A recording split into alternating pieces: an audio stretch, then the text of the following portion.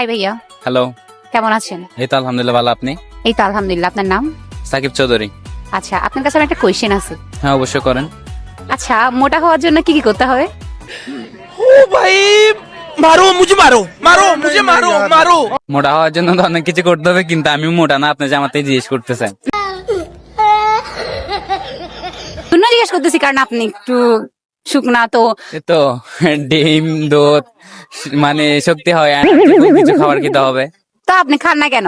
আমি খাই না, আমার কারণ ভালো লাগে না মোটা। কেন ভালো লাগে না? একটু স্বাস্থ্য সুন্দর লাগতো আপনাকে। আরে মোটা শরীর হলে তো একটু দৌড়তে পারে না, একটু কিছু কাজ করতে পারে না, তার পেট ব্যথা হয়ে যায়, হ্যান ত্যান ইত্যাদি। কে বলছে? আমি তো দেখেছি আপনাকে মোটা না, জাস্ট একটু ফিটনেস সুন্দর করলে তো আমি এরা অনেক পছন্দ করবে। যত প্লে বই দেখবেন সব দেখবেন হচ্ছে কি শোক না। तू समझा?